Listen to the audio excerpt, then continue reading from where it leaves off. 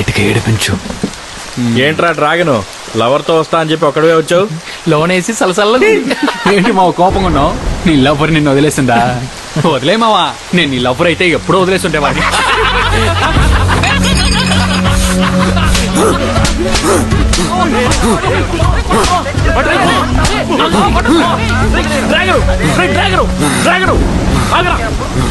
ఏం చేస్తావురా?